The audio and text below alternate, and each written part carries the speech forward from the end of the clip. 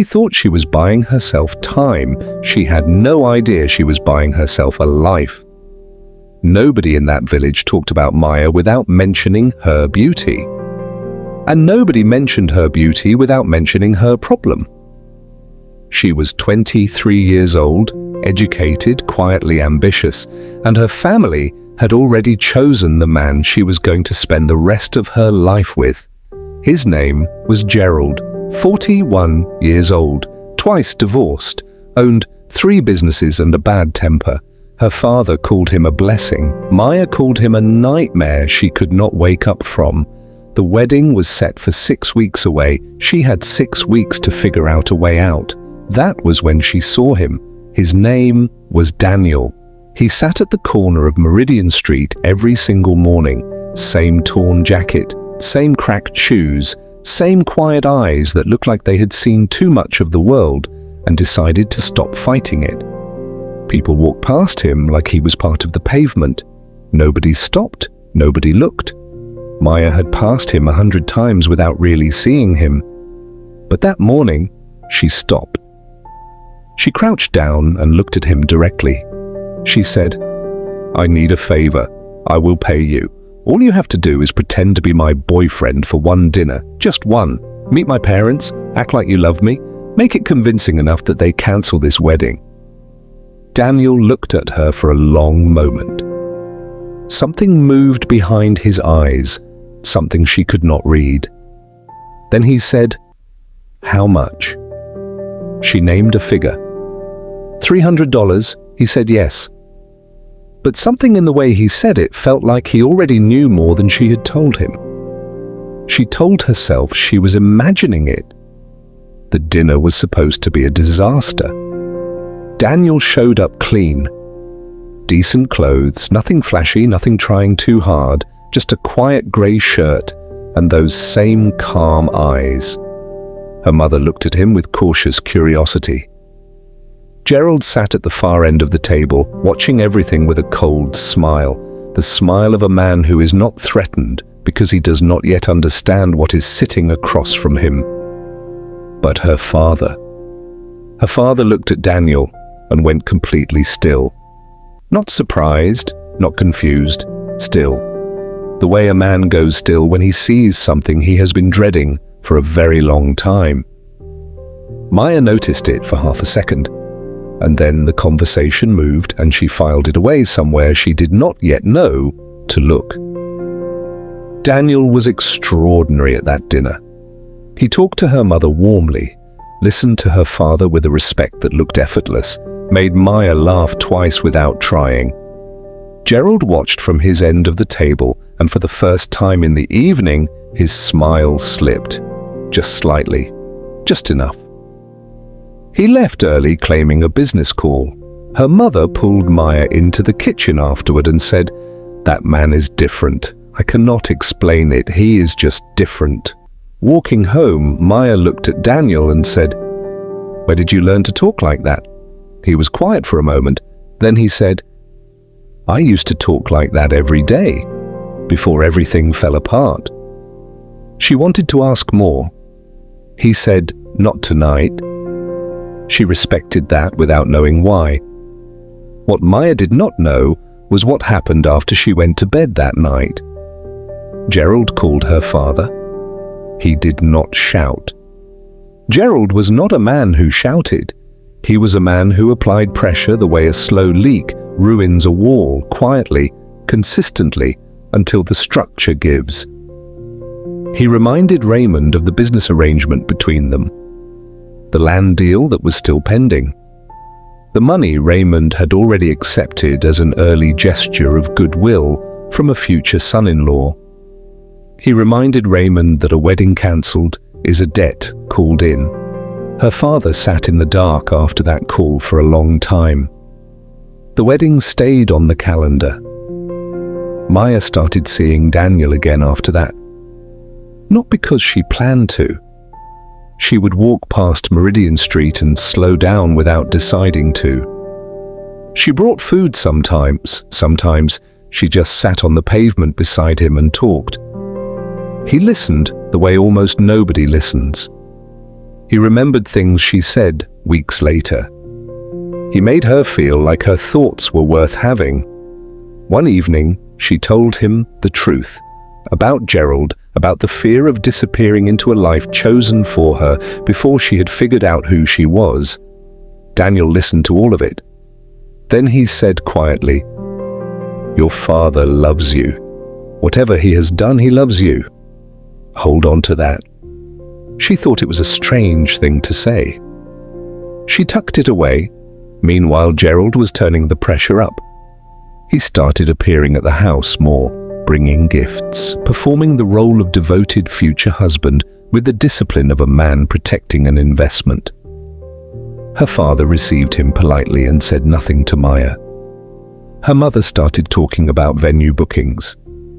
The wedding machine was moving again, and Maya could feel it gaining speed around her like weather.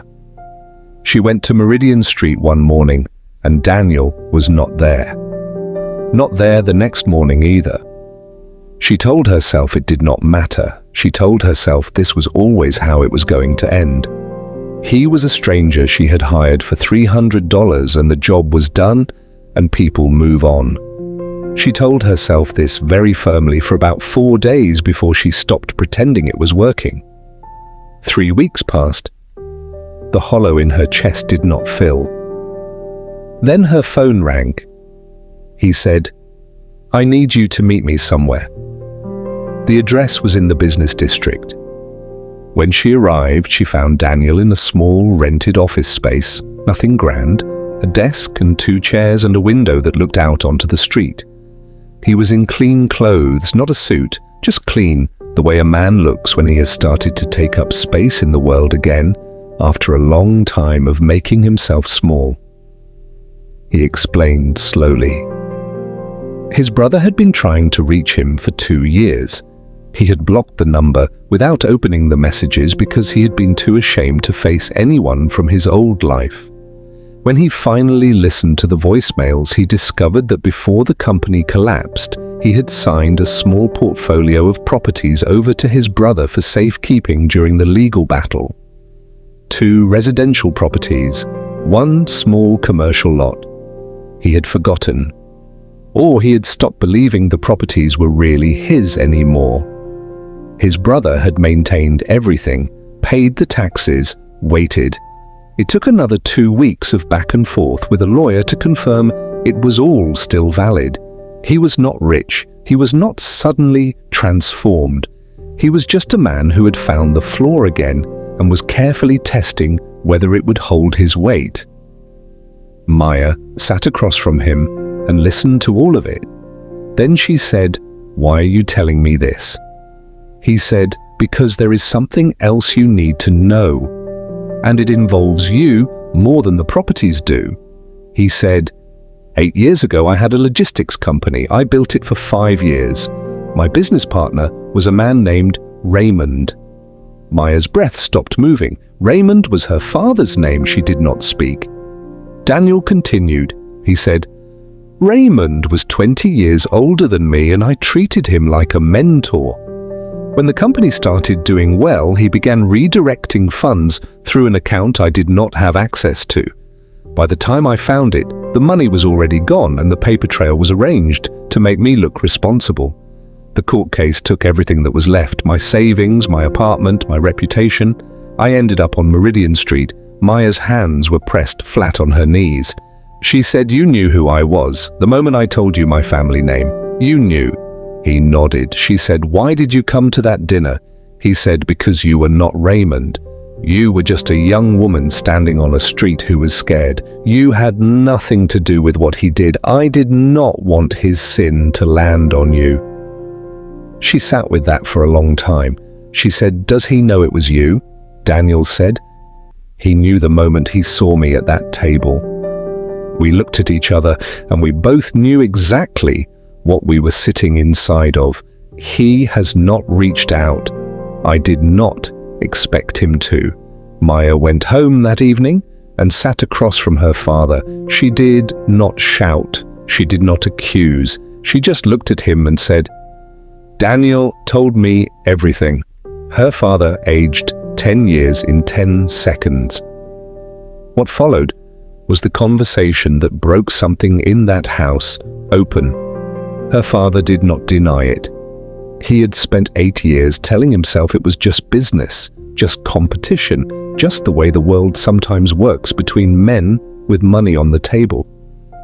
But seeing Daniel at that dinner, calm and kind and generous, watching Maya look at this man, the way she had never once looked at Gerald, it had been cracking something in him that he did not know how to name. He said, "I was afraid. His company was growing faster than mine, and I stopped thinking about Daniel as a person. I only thought about what I was about to lose. By the time I understood what I had actually done to him, it was already done, and I had convinced myself there was no going back." Maya said, "There is always going back. You are going to call him." "Not a question," she said. "And you are going to end whatever arrangement you made with Gerald. Whatever he is holding over you, you are going to get out from under it, because I am not marrying that man." Her father looked at her for a long moment. Then he nodded. Gerald received a phone call from Raymond the following morning. The details of that conversation stayed private. What is known is that Gerald drove out of that village 3 days later and did not come back. The land deal collapsed. Whatever money had changed hands was returned. Gerald moved on to his next arrangement with the efficiency of a man who has done this before and expects to do it again. Nobody missed him. Raymond called Daniel. That conversation lasted almost 2 hours. Nobody recorded it. Nobody was in the room. What came out of it was not resolution exactly, because some things do not resolve cleanly, they just become something you carry differently. Daniel did not pretend the years on that street had not happened. Raymond did not pretend his reasons had been anything other than what they were. But something was said. Something was acknowledged out loud between two men who had been avoiding the weight of it for 8 years. And that was enough to begin.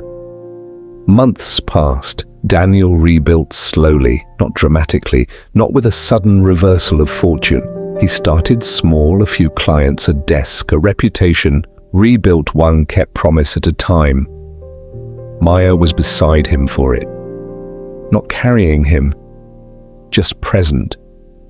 She watched him work with the specific patience of someone who already knew what he was made of before the world was ready to agree. One afternoon, almost a year after that first phone call, Daniel signed over one of the properties to the local shelter. The same shelter that had given him a meal on some of his worst nights. He did not make an announcement. He did not call anyone. He just did it, quietly, because he was finally free enough inside himself to give something away without it feeling like loss. He told Maya afterward. She did not make a speech about it.